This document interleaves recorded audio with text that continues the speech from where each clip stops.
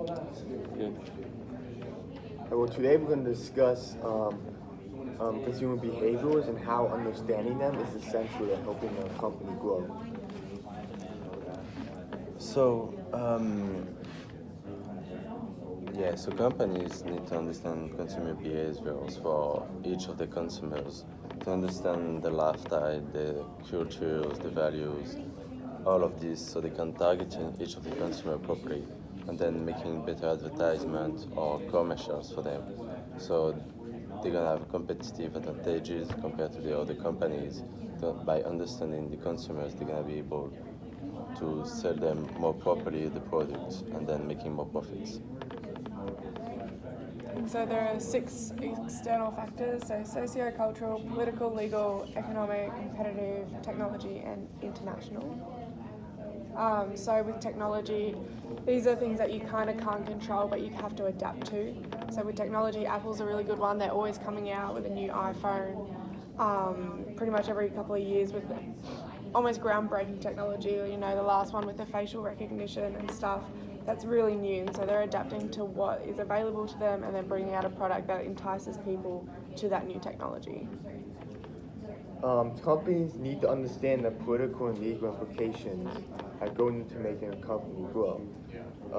Companies have to understand the law and have to follow it. If they don't pay auto taxes, they can get sued by the company and lose even more money and lose a good reputation for not paying taxes when you should be paying all your taxes. And for political stance, companies is best nowadays to stay moderate, because if they lean too far left or too far right, you're gonna, you're gonna left out a group of people and you're gonna make them upset because they don't agree with your political stance. So no matter how you feel politically, it's best to always stay moderate, especially for companies like sports where you have different kinds of thoughts and behaviors and acts. That's a really good point. Because not somebody's gonna be upset about it. Yeah. Yeah. Same thing for economics. You can't control the way that money is flowing in the economy.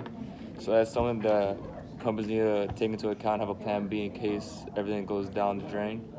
They're gonna start reducing their prices, advertise differently, just to maintain with the economy pretty much. About social cultural, I would say that each consumer is different, depends on the culture, depends on where they're from in the world. Like, best example I could give is, for example, I'm from France, and I know that French people are not especially a big fan of junk food and stuff like that, and fast food. So when I'm watching the commercials from McDonald's in America, they're completely different from the one that they're doing in France. Like, the one that they're doing in France, they're gonna be more about they're cooking some proper food, even if they don't, and not gonna talk about low prices or anything. And this is what they're doing sometimes in America. So yeah, I think it's really important to understand the social, cultural, and the cultures of each of the consumer to do a proper commercial. Okay.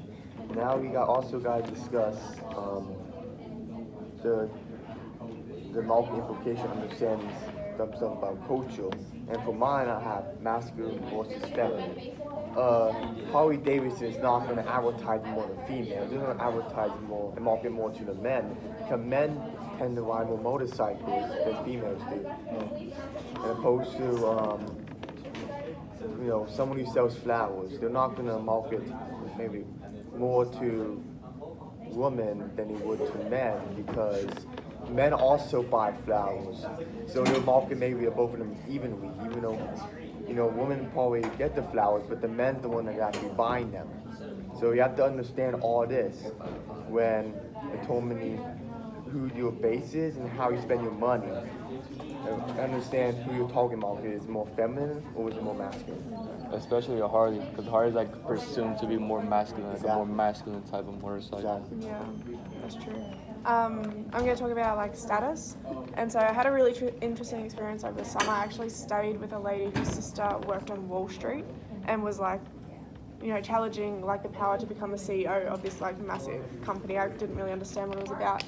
But I actually got to talk to her, and she was like, there's certain things I have to do to be respected within my status. So she had to drive a certain car, her watch had to be a certain brand. If she, just bought a Toyota, it would look pretty bad on her, so she had to like live up to her social class and live up to that status in order to get that job that she wanted. So, you know, cars like Tesla and stuff have a really good name and are marketing towards the people that want to be a part of that social class and want that higher status.